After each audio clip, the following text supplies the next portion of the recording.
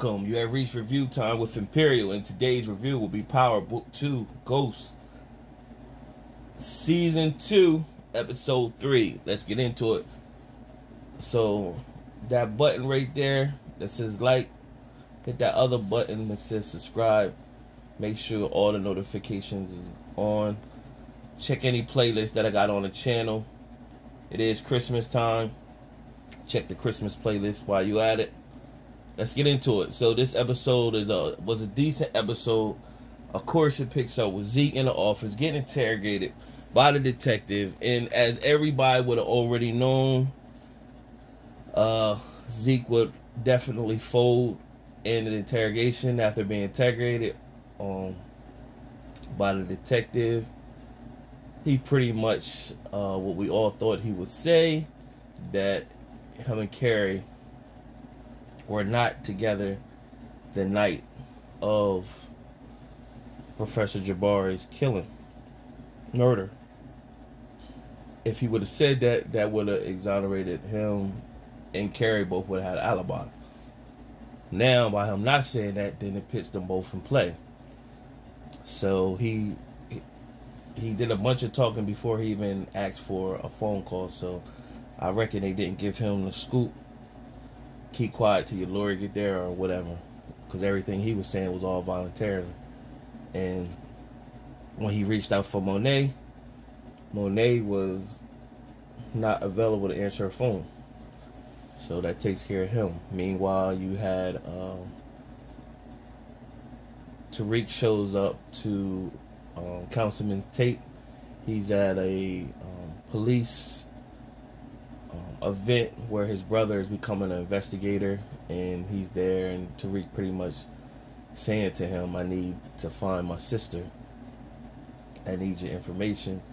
And then he pretty much is telling Tariq, you know, don't be showing up like this, and pretty much what you gonna do for me. I need you to get close to the Weston kid meeting Braden to get some information pretty much on his dad's old college buddy. He has my council seat that I want.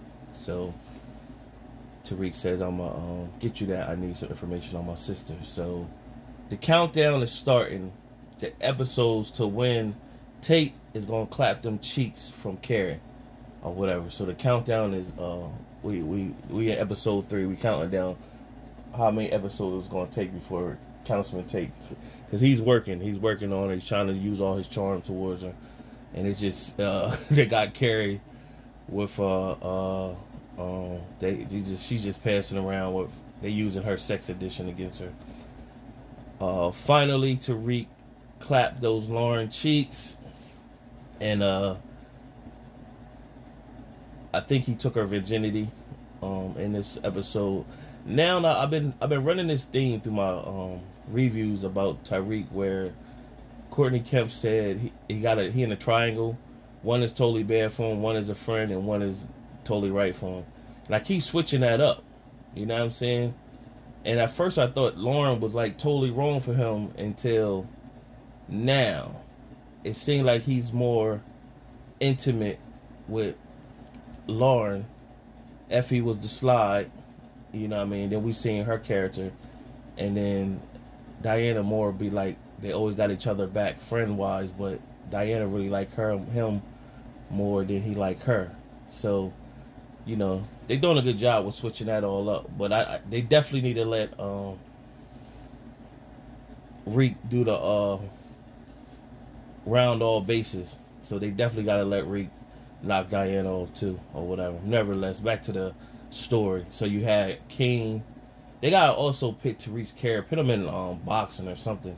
He got to learn how to fight, man. Because they had a scene where Kane he opened the door, and his cane just came through the door and just cracked him. And it just like, come on, like, you know, he uses his mind as his weapon to outthink people, but he still got to be able to defend himself, especially being in the world he in. He got to be able to fight back, and you know. So as we've seen in the beginning trailers leading up to this season, we've seen Reek. He gonna end up in jail, and he gets beat up again. So he gonna have to learn how to fight.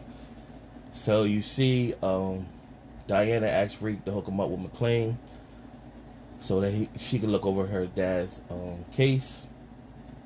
Pretty much they looked at the case, said nothing they could do.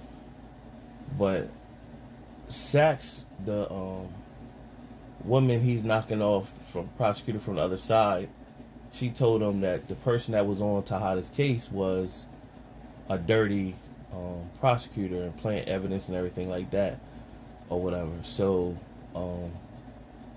he found a way to get Tejada out. He sent that to McClain. Also, Tariq, when he found out that Zeke was in jail, he sent McClain down there to represent him.